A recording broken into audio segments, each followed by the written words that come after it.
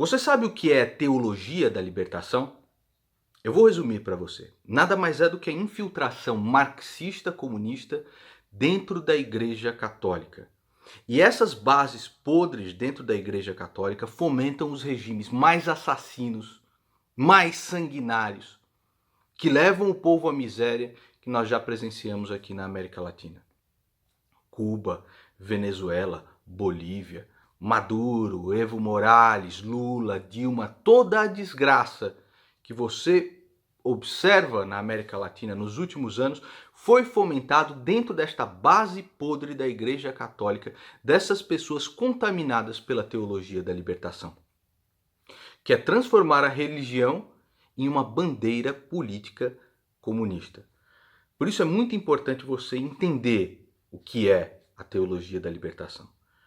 O meu amigo Bernardo Kister está fazendo um filme a respeito disso, está tentando fazer o filme dele a respeito disso e levando pedrada de todo lado.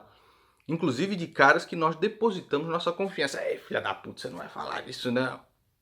Debochando do cara é uma merda. Uma merda, ridículo. É ridículo. Mas é complicado, cara.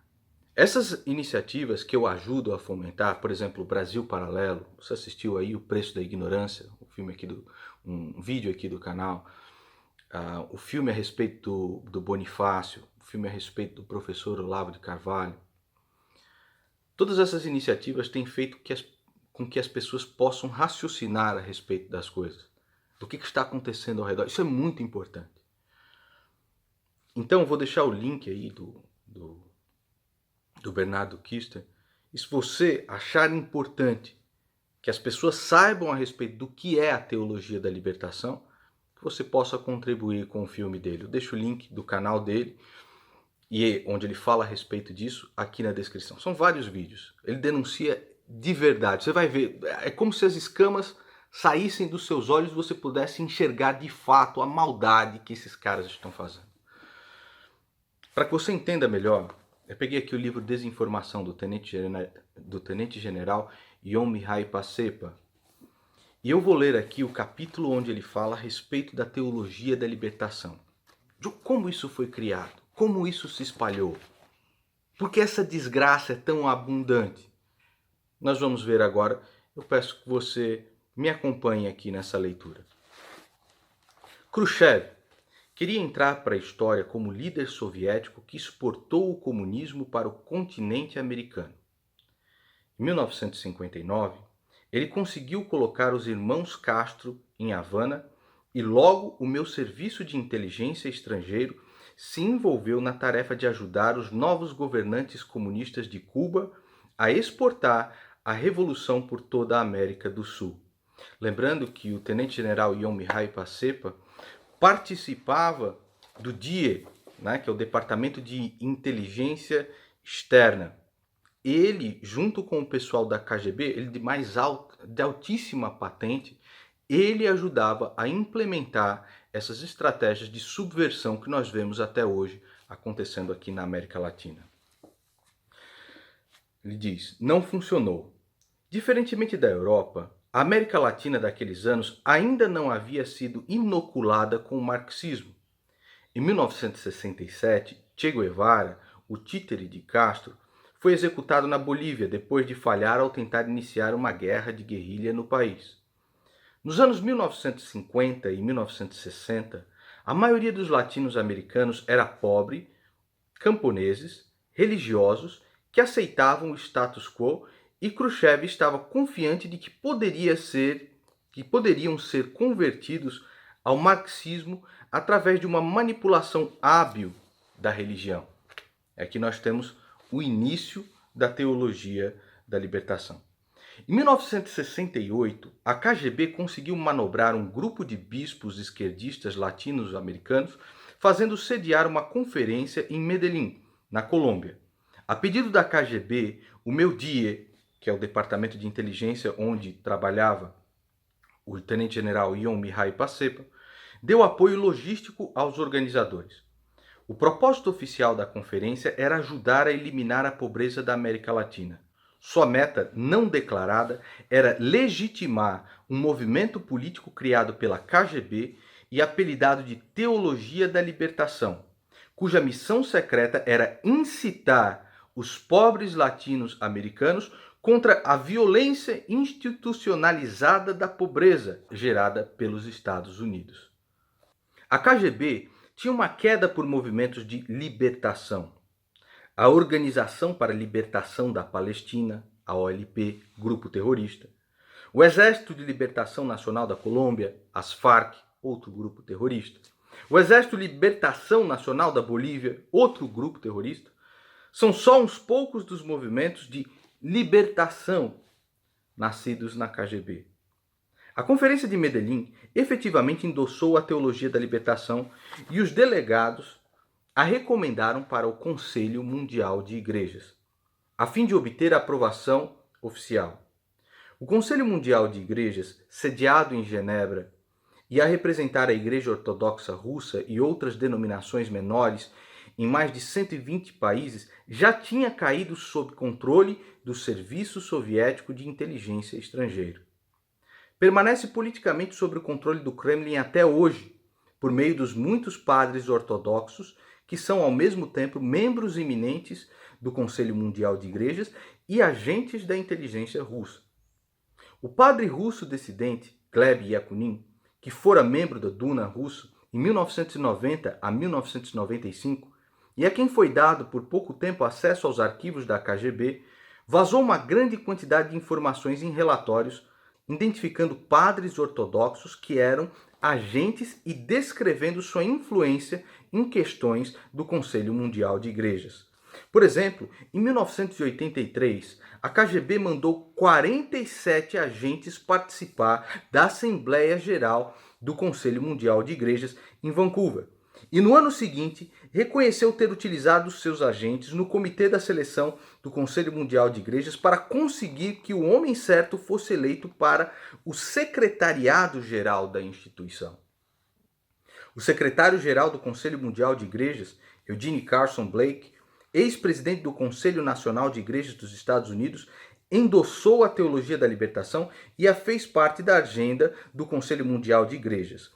Em março de 1970 e em junho de 1971, os primeiros congressos católicos latinos-americanos dedicados à teologia da libertação aconteceram em Bogotá. O Papa João Paulo II, que experimentara pessoalmente a perseguição comunista, denunciou a teologia da libertação na Conferência de Janeiro de 1979 do Conselho Episcopal Latino-Americano, o CELAM, sediado em Pueblo, no México.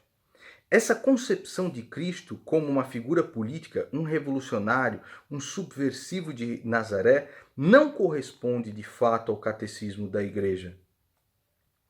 4 horas depois, uma refutação de 20 páginas do discurso do Papa apareceu na conferência. Cardeal Lopes Trujillo, o organizador do evento, explicou que a refutação fora produzida por cerca de 80 liberacionistas marxistas que não participavam da Conferência dos Bispos.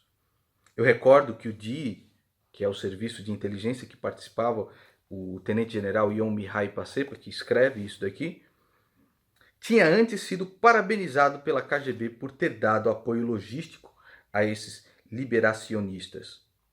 Em 1985, o Conselho Mundial de Igrejas, controlados pela KGB, elegeu seu primeiro secretário-geral, que era um marxista confesso, Emílio Castro. Ele tinha sido exilado do Uruguai por causa de seu extremismo político, mas administrou o Conselho Mundial de Igrejas até 1992. Castro promoveu intensamente a teologia da libertação criada pela KGB, que hoje finca raízes firmes na Venezuela, Bolívia, Honduras e Nicarágua. Nesses países, os camponeses apoiaram os esforços dos ditadores marxistas Hugo Chávez, Evo Morales, Manuel Zelaya, agora exilado na Costa Rica, e Daniel Ortega para transformarem os seus países em ditaduras de Estado policial, ao estilo da KGB. Em dezembro de 2008, a Venezuela e a Bolívia puseram para correr seus embaixadores americanos numa mesma semana e pediram proteção militar russa. Após então a teologia da libertação ter fincado suas raízes na América Latina, navios militares e aviões de bombardeiro russos estão de volta a Cuba. pela primeira vez desde a crise dos mísseis em 1962 e também estão na Venezuela. O Brasil, a 10ª maior economia do mundo, também foi parar no redil do Kremlin com seu governante marxista Lula da Silva em 2011. Lula da Silva foi sucedido por uma ex-guerrilheira marxista, Dilma Rousseff. No mesmo ano, o recente eleito presidente do Peru, Ollanta Humala, correu para o Brasil para buscar inspiração na presidente guerrilheira marxista. Com o acréscimo da Argentina, cuja presidente atual, Cristina Fernández de Kirchner, também está levando o país para o redil marxista. O mapa da América Latina agora aparece em sua maior parte pintado de vermelho. É o que acontece no nosso país agora. Poucos anos atrás, uma versão negra da teologia da libertação começou a crescer numas poucas igrejas de negros esquerdistas radicais nos Estados Unidos. Teólogos da teologia da libertação negra, James Cone, Cornel West, Dwight Hopkins, declararam explicitamente sua preferência pelo pensamento marxista, porque este é proposto num sistema de classes opressoras, os brancos, versus classe oprimida, negros, e só vê uma única solução: a destruição do inimigo. James Cone explicou: a teologia negra só aceitará o amor de Deus que participa da destruição do inimigo branco. O que precisamos é do amor divino tal como expresso no poder negro, que é o poder das pessoas negras, de destruir seus opressores aqui e agora e com os meios que tiverem a seu dispor. A menos que Deus esteja participando desta atividade santa, devemos rejeitar seu amor. Seu pastor, o reverendo Jeremiah Wright, em 2008 se tornou conselheiro religioso da campanha presidencial do senador Barack Obama. Tornou-se famoso por gritar: não Deus abençoe a América, mas Deus amaldiçoe a América. A campanha presidencial do senador Obama se desculpou pelo deslize da língua do reverendo Wright. Em junho de 2011, entretanto, o mesmo reverendo Wright estava viajando pelos Estados Unidos para pregar em igrejas lotadas de negros que o Estado de Israel é um lugar ilegal e genocida e que fazer judaísmo equivaler ao Estado de Israel é o mesmo que fazer o cristianismo equivaler ao rapper Flavor Flav. A essa altura, claro, Obama estava na Casa Branca. Nos anos de 1960, Che Guevara se tornou uma espécie de ícone do movimento da teologia da libertação. Na época, a popularidade do Kremlin passava por uma baixa. O esmagamento brutal do levante húngaro em 1956 e a instigação da crise dos mísseis cubanos em 1962 repugnaram o mundo. E cada governante do bloco soviético tentava salvar sua pele como podia. Khrushchev trocou a imutável teoria marxista-leninista da Revolução Proletariada Mundial por uma política de coexistência pacífica, ao mesmo tempo em que pretendia ser um advogado da paz. Alexander Dubček apostou num socialismo com rosto humano e Gomulka em Deixe a Polônia ser Polônia. Ceausescu anunciou sua independência de Moscou e retratou a si próprio como um dissidente em meio aos líderes comunistas. Os irmãos Castro de Cuba, que temiam qualquer liberalização, decidiram que era mais fácil apenas rebocar o seu comunismo com uma fachada revolucionária romântica. Escolheram Che como seu garoto propaganda, porque ele já tinha sido executado na Bolívia, um país aliado dos Estados Unidos. Depois de ter sem sucesso tentado iniciar uma guerra de guerrilha, podia ser retratado como um mártir do imperialismo americano. A KGB ofereceu ajuda imediatamente. O Die Romeno, que é onde participava o tenente-general Ion Mihai Pacepa, o Serviço de Inteligência Externa, que na época mantinha relações próprias com seu equivalente cubano, o DGI, também recebeu ordens de dar uma mãozinha, o que me trouxe diretamente à cena. Participou dessa operação o tenente-general Ion Mihai Pacepa. Ele relata aqui.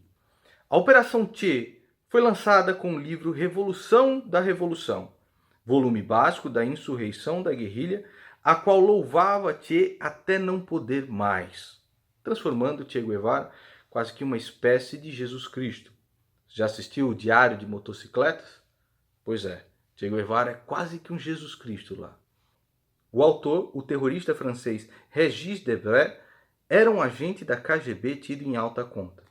Em 1970, os irmãos Castro levantaram a santificação de Che à potência máxima. Alberto Corda, um oficial da inteligência cubano, trabalhava disfarçado de fotógrafo no jornal Revolución.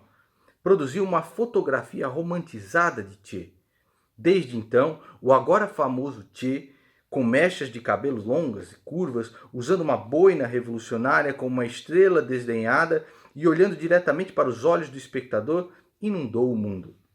A fotografia de Che se tornou o logo do filme de Steven Soderbergh, em 2009. O filme épico de 4 horas em língua espanhola, Che, que retrata um assassino sádico que dedicou sua vida a levar a América Latina para o redil do Kremlin como um verdadeiro revolucionário atravessando as estações do seu martírio. Até o dramaturgo ao qual foi creditada a peça que caluniou o Papa Pio XII, ou Vigário, foi alistado no esforço de promover Che. A revista Time noticiou em outubro de 1970. No momento, Che aparece toda noite em uma nova peça, As Guerrilhas, do dramaturgo alemão Rolf Hochhuth. Na peça, um jovem senador de Nova York, que também é líder de um movimento clandestino no estilo do de Che, pede a Guevara para que abandone a batalha boliviana. Che se recusa. Minha morte aqui, em um sentido premeditado, é a única vitória possível, ele diz. Defendendo mais ainda os interesses da KGB, a peça também atribui aos Estados Unidos assassinato político e racial. A KGB também foi fundamental no embelezamento de um diário que Che manteve durante seus anos de estudante, em sua transformação em livro de propaganda, Das Kapital, encontra Easy Rider, depois renomeado Diário de Motocicleta. Hoje, Che é um ícone do movimento da teologia da libertação e da teologia da libertação negra. Durante o período da eleição presidencial de 2008, a estação de TV da Fox em Houston pôs no ar um vídeo de voluntários do 8º escritório da campanha de Barack Obama. Naquela cidade, escritórios cujos muros estavam enfeitados com uma imagem imensa de Che Guevara superposta a uma bandeira cubana. Obama frequentou a Igreja da Teologia da Libertação Negra do reverendo Wright, em Chicago, por cerca de 20 anos. Como Raul Castro certa vez se gabou comigo, Che é nosso maior sucesso de público. Portanto, meus amigos, esse negócio da teologia da libertação é muito mais sério do que vocês podem imaginar. É aquilo que está na cabeça dos canalhas que transformaram o mundo, nesses últimos anos, nesse mar de morte, conflito e desgraça. Que tem transformado, por baixo dos panos, os países em ditaduras comunistas socialistas. Portanto, preste bastante atenção. Espero que você siga aí o canal do Bernardo Kister e que, se for possível, você contribua com esse filme que com certeza vai tirar as vendas dos olhos do nosso país, da nossa população, dos nossos cidadãos brasileiros, para que as pessoas possam, pelo menos, entender qual é a origem do mal.